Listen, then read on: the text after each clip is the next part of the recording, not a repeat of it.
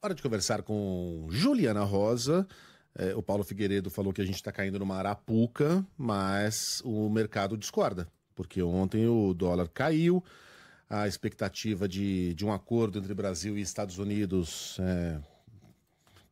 caiu muito bem na Faria Lima, em todo lugar que trabalha com expectativas econômicas, e a gente tem muita esperança de que isso seja uma página virada no futuro. Juliana, bom dia para você. Pois é, exatamente. Bom dia para você também, né, Gali? Bom dia para Sheila, para Carla, para os nossos ouvintes.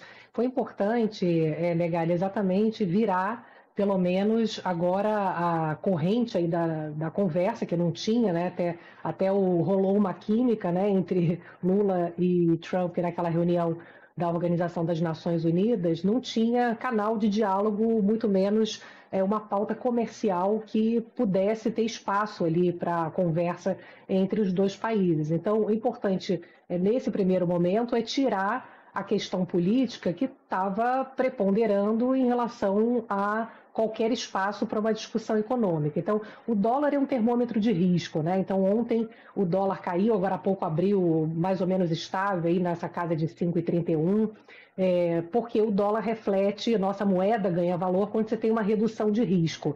A redução de risco, ela vem tanto no sentido de a aproximação dos dois presidentes é vista como uma chance agora que diminui de novas medidas contra produtos brasileiros e contra pessoas, também aqui no Brasil, e também diminui o risco de que não haja negociação à vista, né, que era o que dominava no meio empresarial. Então, conversei com muitos empresários e, sim, eles acham que agora o Trump é um homem de negócios. Então, eles veem como agora uma oportunidade real, e conversando, eles falam com os empresários americanos, de que há, sim, uma pressão para que haja uma negociação, já que está tendo uma perda, não só aqui para o Brasil, mas para eles também.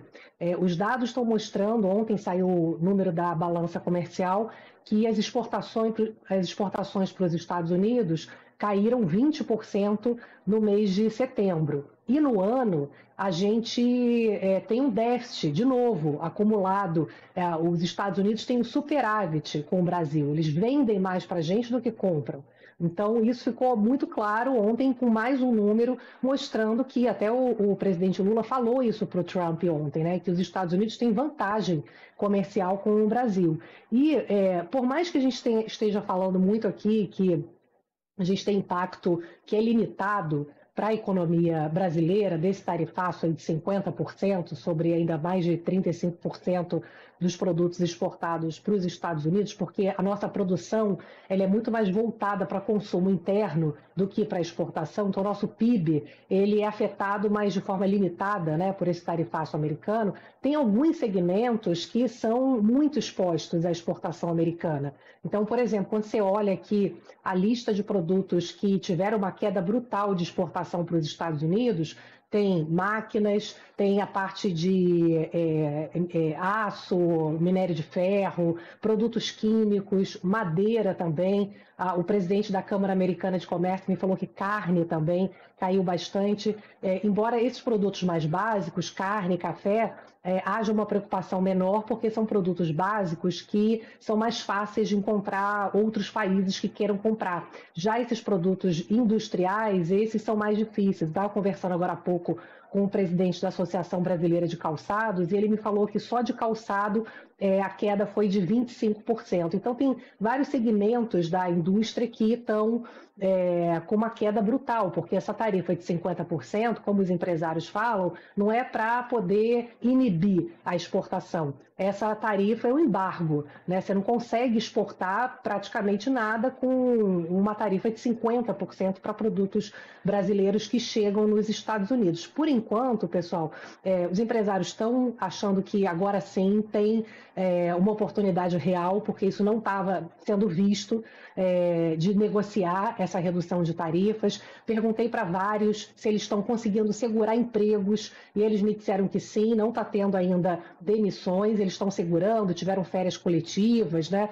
Tiveram movimentos para tentar inibir, teve aquela linha emergencial do governo para poder liberar dinheiro a juros subsidiados para segmentos que foram mais afetados. Então, você tem agora esse movimento de pelo menos agora vendo uma luz no fim do túnel, embora a gente saiba que entre Lula e Trump tem muito mais diferenças do que proximidades, né? Mas agora o que eles acham é que, de fato, o Brasil está sendo visto como um interesse de negócios, que no final é o que acaba prevalecendo. O ministro Haddad, da Fazenda, estava falando agora há pouco, num programa, aquele Bom Dia Ministro, falando que a questão política que estava preponderando, né, em relação às questões econômicas. Então, também é visto ali pelo governo como uma sinalização de que finalmente a discussão econômica ela entra agora no radar do governo americano e eles estão realmente achando que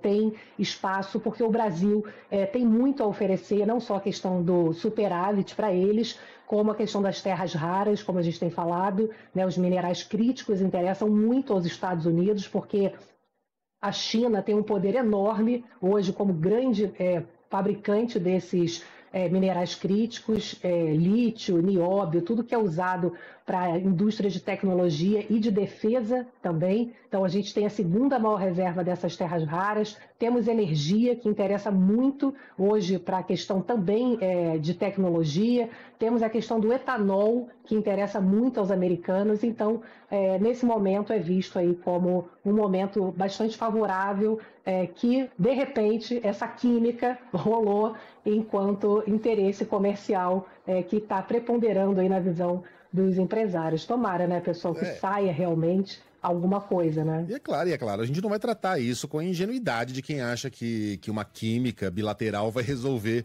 todos os problemas, né? Nem Trump, nem Lula, embora sejam presidentes bem personalistas, governam sozinho e não são dois adolescentes que estão indo no cinema, né? Nesse caso, a química basta, os dois vão trocar uns beijinhos no escurinho do cinema.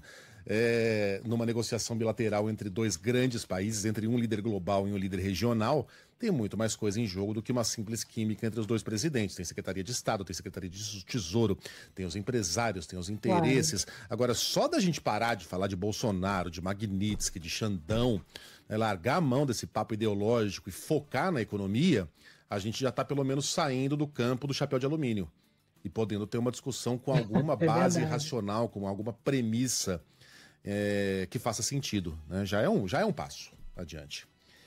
Pois é. E Juliana Rosa volta com outros números e análises amanhã, sempre neste mesmo horário. Boa terça-feira para você, Ju. Até. Um beijo para vocês também. Beijo.